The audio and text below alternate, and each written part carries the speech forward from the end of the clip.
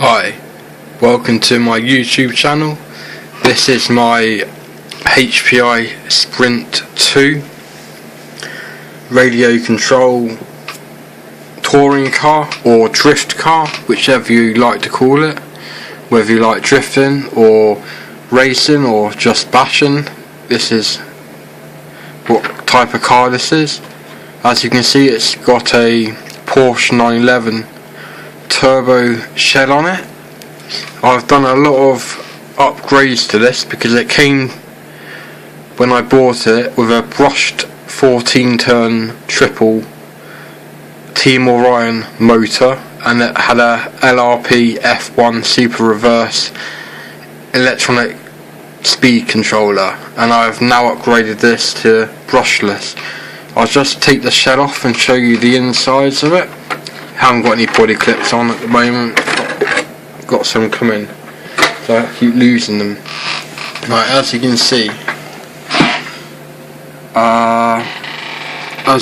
there, Castle Sidewinder SV2 electronic speed controller, and there,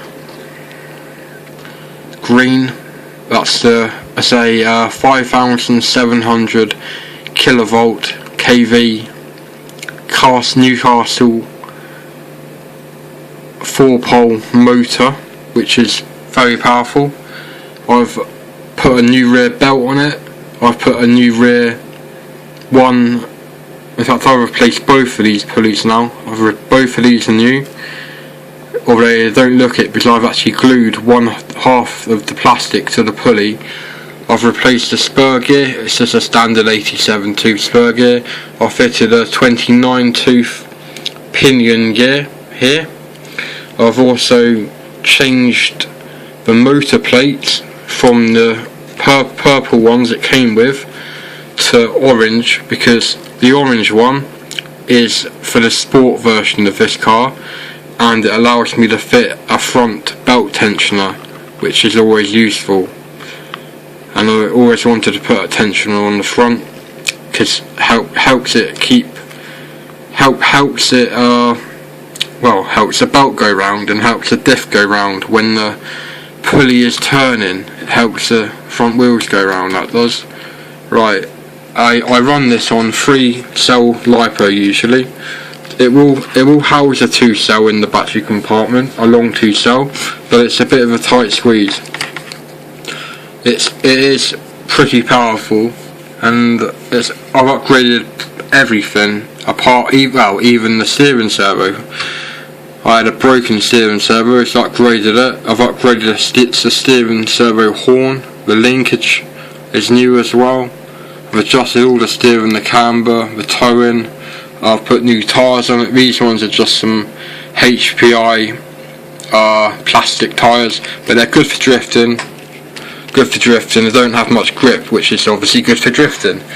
And I've put some screws in the rear through the motor plate into the bulkhead, and I've glued the nuts inside the bulkhead, glued them in so they can't come out. Yep, nuts still in place. I can see them both there. I'll turn it on and show you, even though you probably don't need me to show you. I'll show you anyway. Got quite a nice little transmitter for this. It's a Carson Electronics 5. Well, the receiver is there. That's 5-channel. Transmitter on the other hand is 3-channel. I need to just plug the battery in a second. Yeah, right, should work now. There you go.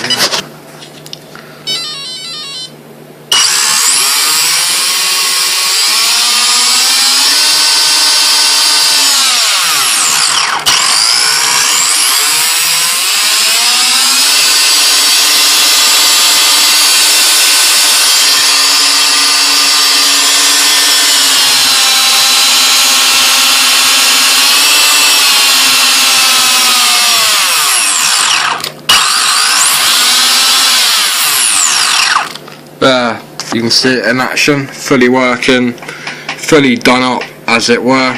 I even had new bulkheads, ordered them by accident, so I thought the bulkheads would come with the screws, but they didn't, so I had to order the, if you need to know this, the screws that go in, the nuts, sorry, that goes inside the bulkhead that lay flush with the plastic in the bulkhead are M3 nuts. So they're 3mm diameter or pitch. I think the M3 is the pitch, but they're M3 nuts, and they use little, really small. I can't remember what length they are. They might be M3 by 3 screws, or they might be M3 by 2mm screws. I'm not 100% on that. You would have to look it up. To hold the motor on, I don't like normal screws, so what I've done is I've used grub screws. I've used screws with a grub screw, Allen key, hex, wrench kind of head, because these are much harder to round off, and I just like the fit better. It just feels better to me. And well, what more can I say? This is an excellent car for drifting.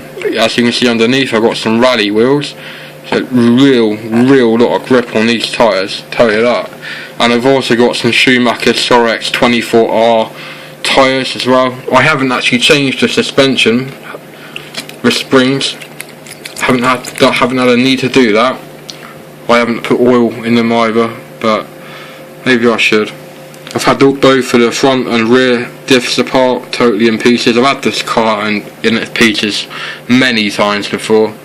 But as you can see, I always get it back together, and it runs really nice. And right now I'm happy with it, and I'm not going to be changing anything. I'm going to be keeping this how it is until the rear belt starts getting a bit slack, and I might have to modify some things I have already to use as a rear belt tensioner. But until then, I'll carry on using it how it is, bashing about and having a laugh. Anyway, hope you liked watching this video. If you have liked it, please click like, and if you wish, subscribe. It's free. You can see all my other videos. I don't just make videos on radio control cars. I make videos about mental health problems and drugs for anxiety and schizophrenia and other things like that. There's quite a lot more, and obviously computer stuff as well. So I am into computers. Built my own. I always build my own computers. Anyway, that's just another story. I'm not going into it. Hope you enjoyed it again. Sorry I'm repeating myself, but have a nice day. Thanks for watching.